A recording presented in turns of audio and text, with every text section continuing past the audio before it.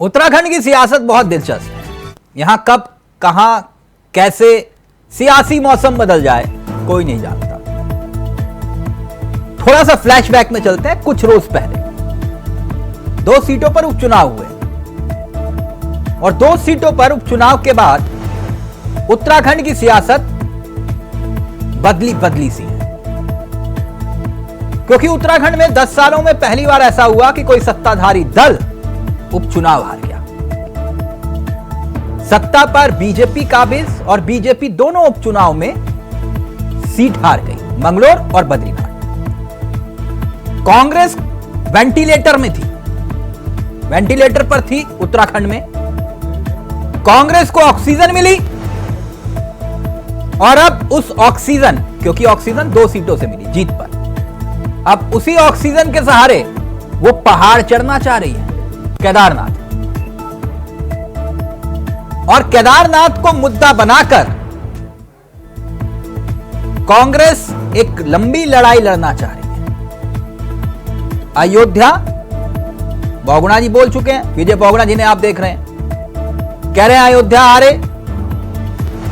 बद्रीनाथ हार गए, केदारनाथ मत हारना। कई सियासी मायने हैं। एक तरफ केदारनाथ धाम और मंदिर का मुद्दा, दूसरी तरफ शंकराचार्य के बयान कि भाई केदारनाथ सोना कहां है। और अब इस मुद्दे को जिंदा रखने की कोशिश में जुटी कांग्रेस। केदारनाथ में चुनाव, पैदल यात्रा निकालने की तैयारी में है कांग्रेस। कहां से? हरिद्वार से, धर्मनगरी हरिद्वार से और सीधा केदारनाथ तक। बड़ा दिलचस्प सियासी खेल। आज इसी मुद्दे पर करेंगे चर्चा। हमारे साथ जुड़ेंगे मेहमान, लेकिन पहले आपको दिखाते हैं रिपोर्ट और फिर सीधा रुख करेंगे अपने मेहमानों की तरफ।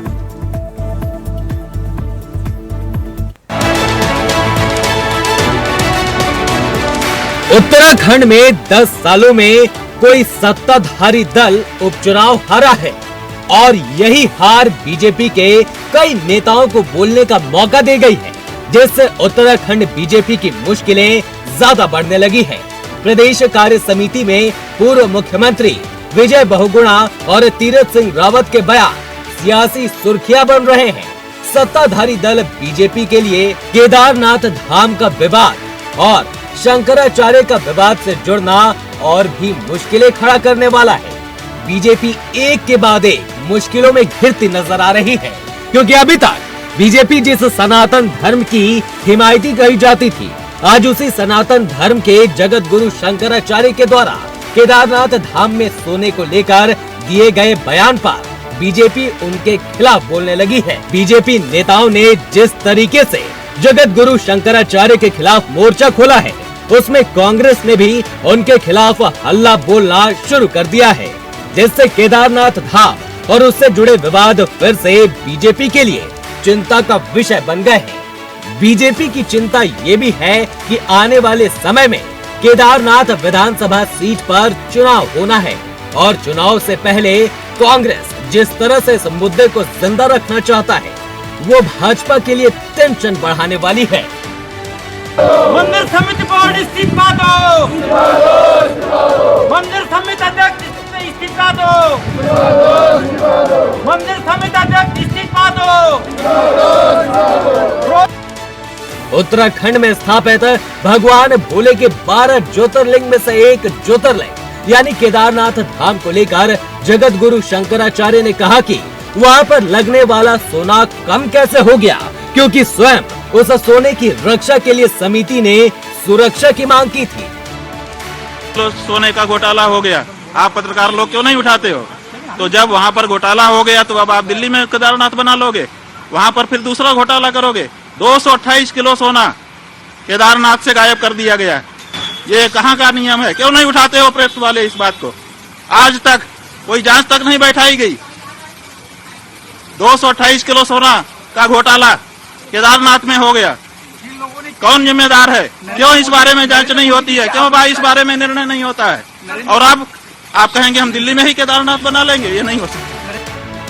वहीं विपक्ष में बैठी कांग्रेस पार्टी केदारनाथ को लेकर आने वाली 24 जुलाई से हरिद्वार से केदारनाथ तक पैदल यात्रा करनी चाहती है, जिसमें कांग्रेस के तमाम नेता सड़कों पर जनता को जागरूक करेंगे कि कैसे भाजपा धर्म की राजनीति करते हुए भ्रष्टाचार को बढ़ावा दे रही है। कांग्रेस नेताओं की माने तो भाजपा सिर्फ दिखावा करती है, जबकि उसकी कथनी और करनी दोनों में फर्क है। शंकराचार्य पर आक्षेप लगाना भारतीय जनता पार्टी को शोभा नहीं देता। ये सच को स्वीकार नहीं कर पाते, सच्चाई से मुख मोड़ते हैं।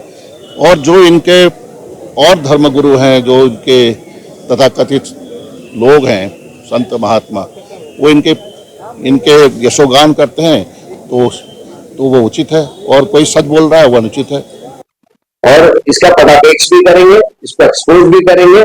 और मैं तो भक्ति से कहना भी चाहूंगा कि नियत देखकर जाए, भाव आपका भक्ति का भी होना चाहिए, लेकिन जिसने जहां ज्योति प्रतिष्ठित करेगी उसकी क्या भावना, उसको भी हमको देखना। निश्चित है गलती नहीं होती तो क्या प्रदेश के मुख्यमंत्री वहां जाते शिला लेके?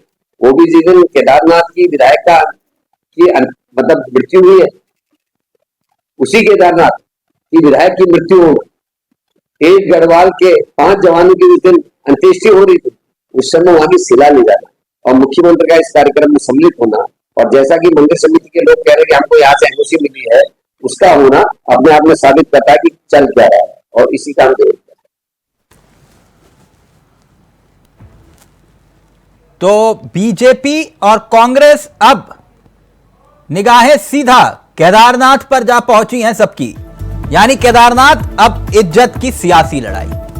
हमारे साथ इस वक्त जो मेहमान कार्यक्रम का हिस्सा बन रहे हैं उनसे आपका परिचय करवा देते हैं। ध्रुव रौतेला है, बीजेपी के युवा चेहरे हैं। आशीष नोटियाल कांग्रेस के युवा चेहरे हैं। नीरज कोहली जी वरिष्ठ पत्रकार हैं, उत्तराखंड को बहुत लंबे अरसे से कवर करते हैं। आप सभी का बहुत बहुत स्वागत है। सबसे पहले आशीष जी, चर्चा की शुरुआत आपके साथ करना चाहूंगा। ये सुनने में आया हरिद्वार से कोई यात्रा निकाल रहे केदारनाथ तक? केदारनाथ बचाओ यात्रा निकाल रहे हैं हम लोग। केदारनाथ बचाओ यात्रा निकाल रहे हैं। केदारनाथ बचाओ यात्रा? बिल्कुल बिल्कुल। ये सुझाव किसने दिया आपको, केदारनाथ बचाओ यात्रा? नहीं, ये लोग जिस प्रकार से हमारे केदारनाथ। प्रभु रुको, ये केदारनाथ धाम है वो। बिल्कुल बिल्कुल, ये धाम केदारनाथ बचाओ ना, ये थोड़ा नाम ना रुक जाओ, इस पे मुझे आपत्ति है, मुझे पहले इसी पे आपत्ति है। ये जो पूरे ब्रह्मांड को चला रहे हैं, आप उनको बचाओगे? रामचंद्र ने दुनिया बनाई है, रामचंद्र को ले आए, आपने इनसे नहीं पूछा? नहीं, तो मैं उनसे भी पूछता हूँ, लेकिन जिन्होंने पूरा ब्रह्मांड बचा, आप उनको बचाने चलो। कल को आप सारा उठा के ले जा लोगे।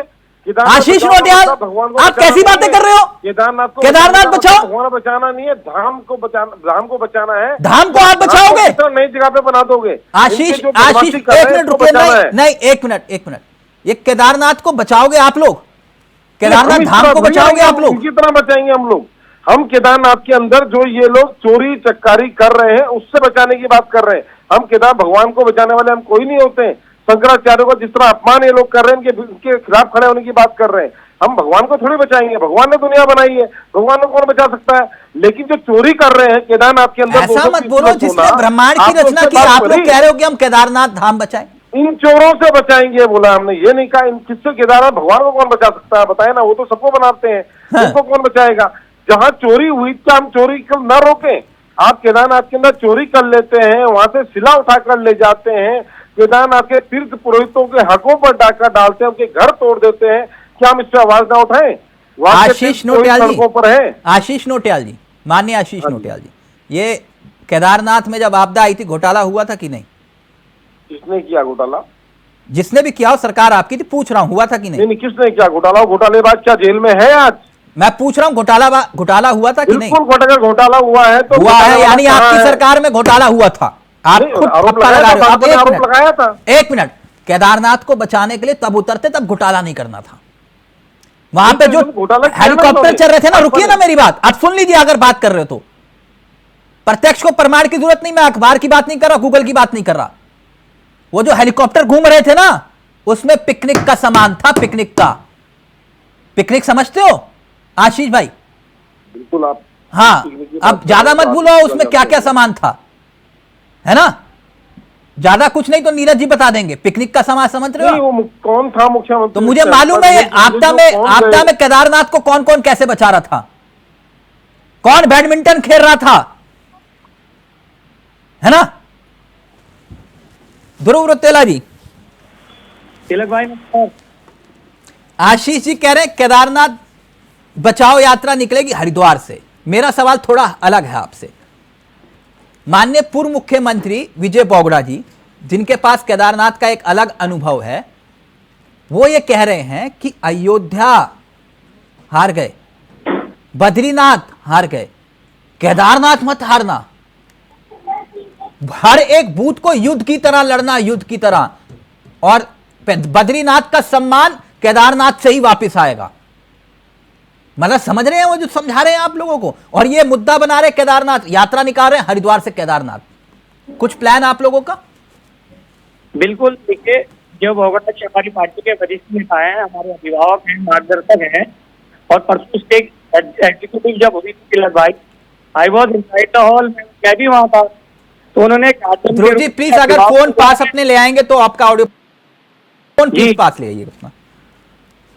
तो बहुगुणा जी ने हमारा मार्गदर्शन किया, हाँ। और उन्होंने सच बताया कि फैजाबाद की जो लोकसभा सीट है वो किसी कारण हम हार गए। ठीक है, बद्रीनाथ में अभी कांग्रेस से जो भाजपा में आए थे राजेंद्र भंडारी, भाजपा ने उनको टिकट दिया था, भाजपा नहीं जीत पाई, वहां कांग्रेस के पास वसूल थी, कांग्रेस के पास ही रही।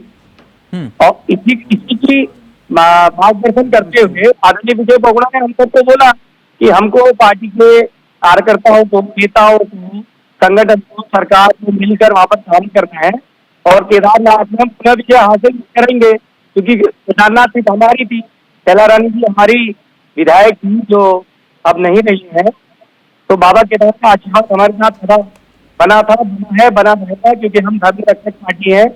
ये कांग्रेस की तरह नहीं है जो धर्म की राजनीति कर रही है और कह रही है कि केदार बचाओ जाता है। तिलक भाई, आप बताइए ना, आपने इनको सिर्फ उतारा कांग्रेस की प्रवक्ता को, बाबा केदार को 2013 में। नहीं ध्रुव जी, बाकी सब ठीक है, लेकिन बोगड़ा जी ये क्यों कह रहे हैं कि भाई केदारनाथ वाला मसला थोड़ा सीरियसली ले लो? नहीं भाई, तिलक भाई को एक इंटरनल बैठक थी, वो वीडियो वायरल हो गया किसी कार्यकर्ता की मिस्टेक से, लेकिन उन्होंने क्या गलत बोला? नहीं, वो तो तीरथ जी भी कह रहे हैं कि आप थोपने का काम मत करो। वो तो तीरथ जी कह रहे हैं थोपने का काम मत करो, बोगड़ा जी कह रहे हैं केदारनाथ मत हारना, वरना फिर समझ रहे हो आप। अब वो वेंटिलेटर पे थे, उनमें ऑक्सीजन आ गई, कह रहे हैं हरिद्वार से यात्रा निकालेंगे केदारनाथ तक। तिलक भाई, दोनों एक्टिव है, दोनों सीनियर लीडर्स हैं। अगर वो एग्जीक्यूटिव में कोई बात रखते हैं कार्य समिति में, तो वो कार्यकर्ताओं का फर्ज है सुनना, और नेताओं का फर्ज है उसको इम्प्लीमेंट करना। रही और कुछ रही केदारनाथ बाबा वाली की यात्रा है भाई साहब, हाँ। आप इनको अभी भी सद्बुद्धि दे दीजिए कि जैसे राम जन्मभूमि प्रतिष्ठा दिवस के दिन नहीं गए। नहीं, आपको तो खुश होना, आप तो खुद ही चाह रहे थे ना ये मंदिर जाए, तो जा तो रहे हैं केदार हरिद्वार से, वो भी बताइए। नीरज जी, मामला थोड़ा सीरियस दिखाई दे रहा है। बोगड़ा जी कह रहे हैं कि केदारनाथ मत हारना, तीरथ जी कह रहे हैं कि थोपने का काम मत करो, जो आगे है वो पीछे बैठता है, जो पीछे है वो आगे आ जाता है, किसी को मालूम नहीं चलता। बड़ा दिलचस्प वीडियो है वो, और पूरा का पूरा हॉल ठहाके लगा रहा था। नीरज जी, ये मसला क्या है केदारनाथ वाला? तिलक भाई, देखें कि जीत के सब पिता होते हैं और हार अनाथ होती है। हाँ। धामी जी की लीडरशिप में पिछले 3 सालों में दोनों कार्यकाल लगा के लगभग 3 साल का उनका कार्यकाल पूरा होने वाला है। चाहे विधानसभा के चुनाव हो, चाहे उपचुनाव हो, चाहे पार्लियामेंट के चुनाव हो, सारे इलेक्शन बीजेपी ने एक तरफा जीते हैं जी। और कांग्रेस पार्टी में पिछले 5-6 साल से सूखा पड़ा हुआ है। जीत के लिए लगातार कांग्रेस पार्टी संघर्ष कर रही है, सड़क से लेकर सदन तक लड़ाई कर रही है, जनता के मुद्दे उठा रही है, लेकिन सफलता के नाम पर इन 2 उपचुनाव से पहले बिल्कुल सिफर उनके खाते में था। बिल्कुल। इन दोनों चुनाव ने जो एक किस्म से उत्तराखंड में कांग्रेस जो है बिल्कुल मृत जैसी स्थिति में पड़ी हुई थी, उसे संजीवनी दे दी, और उस संजीवनी को तीरथ जी ने भाजपा प्रदेश कार्य समिति की बैठक में जिस तरीके से बेबाकी से अपनी बातें रखी, और विजय बोगड़ा जी ने, आपने जो विजय बोगड़ा जी का बयान कहा, उन बयानों को जोड़ दिया जाए तो कांग्रेस पार्टी की जीत को और बल मिल गया। हाँ और बद्रीनाथ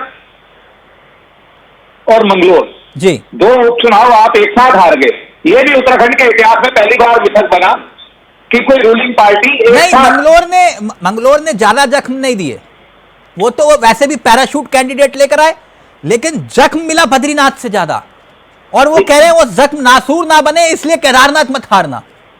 बिल्कुल, क्योंकि वजह उसकी ये है कि केदारनाथ का मुद्दा जो है, जो दिल्ली में बोराड़ी में जो मंदिर बन रहा था, हाँ। उस वो मुद्दा इतना विवादित हुआ और इतना उछला वो कि कांग्रेस पार्टी ने उसको हाथों हाथ ले लिया और बिल्कुल बुनाने के लिए तैयार थी। समझ रहे हैं ध्रुव जी जो बात नीरज जी कह रहे हैं?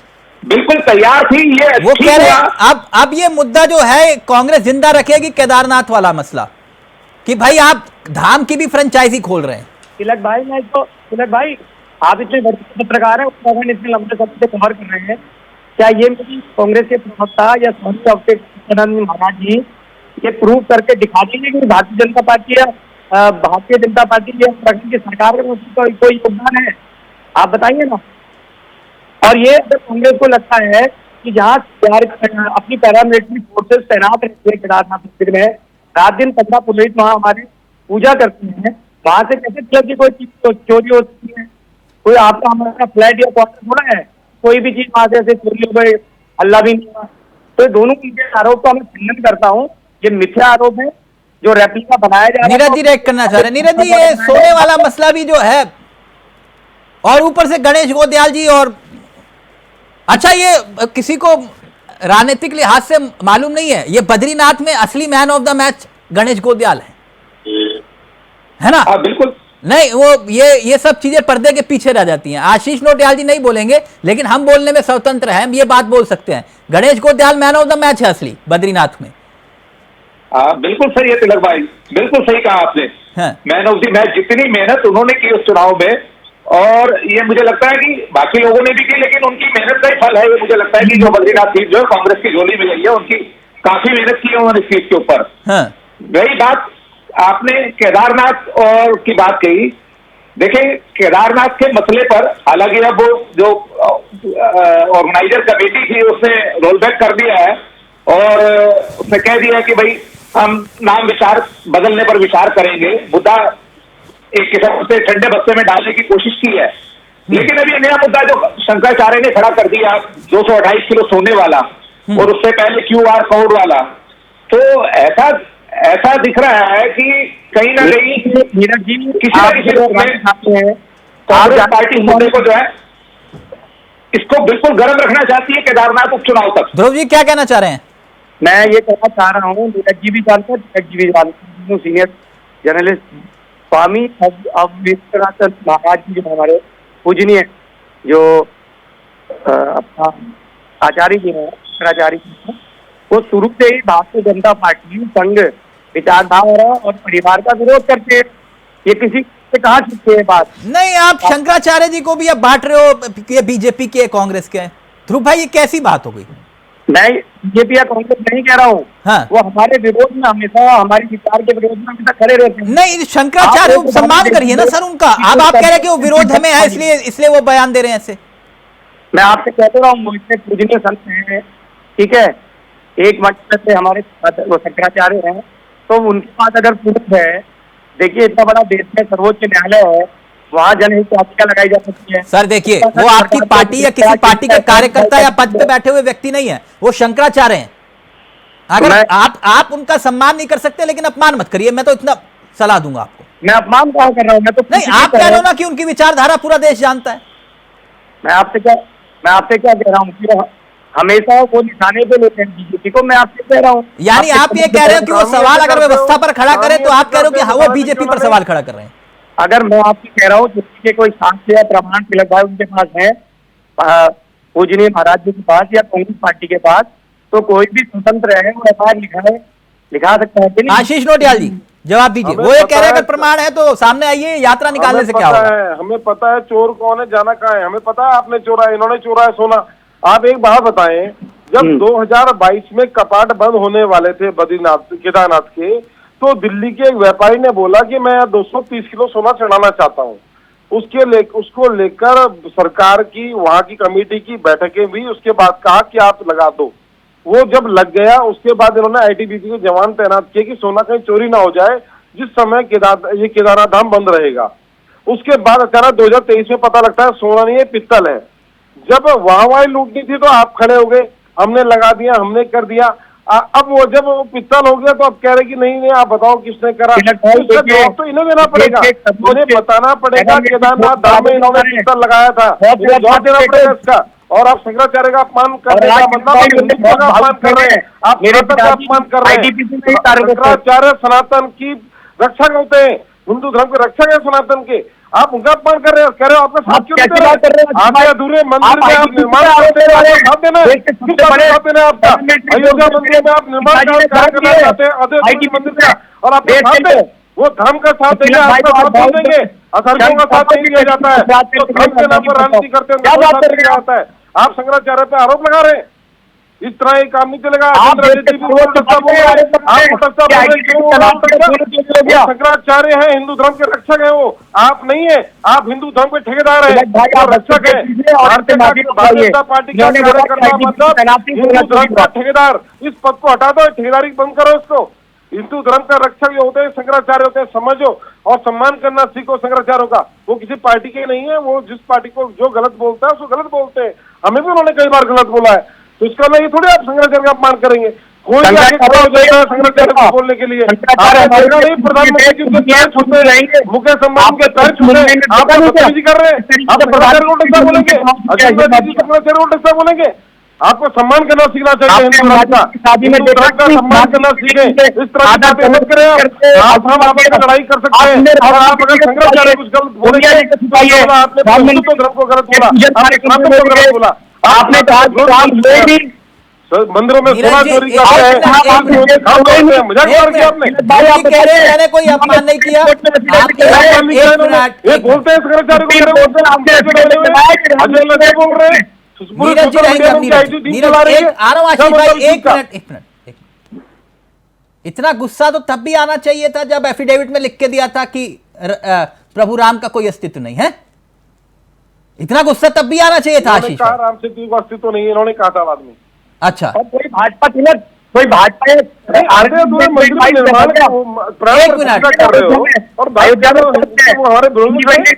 नीरज जी रहेंगे। नीरज जी, कुल मिलाकर इतना तो तय है कि केदारनाथ में मुकाबला जो है वो बेहद दिलचस्प होने जा रहा है। नहीं, जो ये ऊर्जा मिली है, जो बूस्टर, जब वो है ना, वो जो कोरोना में लगी थी वो बूस्टर डोज, उस टाइप का मामला दिखाई दे रहा है कांग्रेस का कि भाई अब ये बूस्टर डोज मिल गई है तो केदारनाथ फतेह करेंगे। मुकाबला एक तरफा तो नहीं दिखाई दे रहा। हाँ बिल्कुल तिलक भाई, बिल्कुल। जो बद्रीनाथ जी से और जो मंगलोर से बूस्टर मिल गया है कांग्रेस पार्टी को, अब उसको तरोताजा रखना चाहती है, उस ताकत को, उस मनोबल को।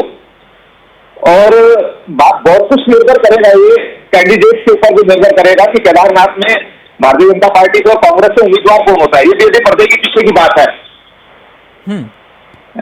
और रही बात कि ये साधु संतों की और जो हमारे धर्माचार्य हैं, जो हमारे धर्म गुरु हैं, एक चीज बड़ी हमारे समाज के लिए, हमारी राजनीति के लिए और हमारे धर्म के लिए जो बड़ी खराब है, मैं देख रहा हूं जब से ये मुद्दा उछला है तो संत समाज भी दो हिस्सों में भटके रह गया है।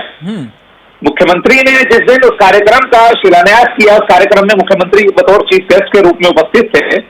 उस दिन तमाम संत समाज के लोग जो उनके साथ वहां मौजूद थे, वो अपने तर्कों के साथ बिल्कुल सरकार के साथ खड़े हैं कि कहीं कोई बुराई नहीं, कोई गलती नहीं है। दूसरी तरफ दूसरे धर्माचार्य, हमारे शंकरा गुरु और तमाम संत जो हैं, वो पूरा विरोध में उतर आए हैं, पूरी आपत्ति कर रहे हैं, आपत्ति पे उतर आए हैं। तो इसमें मुझे लगता है कि एक धर्म गुरुओं को कहीं ना कहीं एक धर्म के आधार पर एक आचार संहिता, अपनी एक गाइडलाइन, एक मानक तय करने चाहिए, ताकि एक पूरे देश की जनता में, पूरे राष्ट्र में एक मैसेज जाए कि भाई हमारे धर्म गुरु या हमारा धर्म क्या कहता है। यानी कुल मिला के केदारनाथ का जो विषय है वो एक बार सियासत के केंद्र में फिर से आने वाला है। लेकिन नीरज जी, मैं कोई अंतर्यामी नहीं हूं, लेकिन ऐसा थोड़ी बहुत धुंधली धुंधली पिक्चर देखने में आप लोगों का योगदान भी है। ये आशा नोटियाल वर्सेस मनोज रावत क्यों दिखाई दे रहा है? शुरुआती दौर पे तो जो आपने कहा धुंधलेपन से, वो धुंधलेपन से हमें भी कहीं नजर आ रहा है। हो सकता है कि आने वाले दिनों में दोनों तस्वीरें साफ हो जाए, हाँ। या तस्वीरों में बदलाव भी हो जाए, क्योंकि जल्दी से ध्रुव जी कुछ कहना चाह रहे हैं। ध्रुव जी जल्दी से, ध्रुव जी का ऑडियो प्लीज। चुनाव बैठक भी हो गई है और सुनिए टाइपोलॉजी के मास्टर भी हो गए। आपने दोनों दल के प्रदेश अध्यक्ष को राष्ट्रीय अध्यक्ष को तो तय करने को लगाई। नहीं, तय आप लोगों को करना है। कर दिए। मैं तो अपने अनुभव के लिहाज से कुछ मैंने कहा, आप लोग भी जब इतना बोल रहे हो तो मैं भी कुछ थोड़ा बहुत, इतना विद्वान नहीं हूं आप लोगों की तरह। अन्यों को मायूस मत कीजिए। अनुमान लगाया, अनुमान। ध्रुव भाई, मैं आप लोगों की तरह इतना विद्वान नहीं हूं, लेकिन सिर्फ मैंने तो अनुमान लगा दिया हवा में। जैसे आप लोग कई बार तीर फेंकते हो, मैंने भी फेंक दिया। गलत फेंका तो बताओ। नहीं, आप दोनों ही अच्छे नाम लिए, दोनों पूर्व विधायक हो। मनोज भाई पत्रकार साहब भी रहे, मैं हूँ। हाँ। 20 वर्ष हमारे अध्यक्ष महिला। हाँ, तो मैंने हवा में तीर ऐसे ही नहीं फेंका। आप भी यही हो, हम भी यही हैं। आप भी नजदीक है, मैं ये नहीं कह रहा हूँ। नहीं, जिस मंच पर हम बैठे हैं ना, करण मेहराज और महेंद्र भाई को भी मान्य ध्रुव जी, जिस मंच पर हम बैठे हैं, वैसे तो हम दोनों एक लंबे अरसे से एक दूसरे को जानते हैं जी, ठीक। और आप जानते हैं मैं हवा में तीर ऐसे नहीं फेंकता हूँ जी, है ना। ये आपका नाम फैक्ट के नजदीक है, मैं आपको डिनाई नहीं कर रहा। और इसके साथ साथ ये वही मंच है जब दुनिया बता रही थी कि कौन मुख्यमंत्री उत्तराखंड का बन रहा है, किसका हेलीकॉप्टर कहां पर जा रहा है। इसी मंच ने एक दिन पहले बताया था कि मुख्यमंत्री पुष्कर सिंह धामी बन रहे हैं। यही मंच था। बिल्कुल, आपका आभार और धन्यवाद। तो ऐसा नहीं है कि आप लोग इतना थोड़ा बहुत, ऐसा नहीं है। ध्रुव जी सूत्र कहीं से आते हैं तो फिर वो आप लोगों के घर से ही आते हैं। आप भूलवाओ मत ना, अच्छा नहीं लगता, आप जानते हो। आप मेरे भाई हो, मित्र, मैं तो आपके टैलेंट की, आपकी प्रतिभा। बाकी आशीष भाई फुल फॉर्म में है, कह रहे हैं कि हाँ अब आएगा केदारनाथ में मजा, मौसम बदल देंगे। हाँ, और बाबूराव जी को प्रचार के लिए जरूर ले जाना ध्रुव भाई। बिल्कुल, उनका थोड़ा अच्छा अनुभव है। वरिष्ठ है। नहीं, उनका अनुभव भी बहुत अच्छा है केदारनाथ को लेकर। अब कुछ और चुरा मत लाना वहाँ से केदारनाथ जाके, हम बैठे हैं वहाँ आपके देखने। अच्छा, चौकीदार बन गए हो आशीष भाई, हैं? हम इनकी चौकीदारी करेंगे। कुछ चौकीदार देख रहे हैं, चौकीदार बन गए। थैंक यू सो मच, बहुत बहुत शुक्रिया, बहुत बहुत शुक्रिया नीरज जी, कोहली जी, ध्रुव जी, आप सभी का। तो उत्तराखंड की सियासत एक बार फिर से दिलचस्प मोड़ पर आ गई। अब देखिए आगे आगे होता है, लेकिन इतना जरूर है कि केदारनाथ सियासत के केंद्र में होगा देश के लिहाज से। नमस्कार, जय हिंद, जय भारत, जय उत्तराखंड।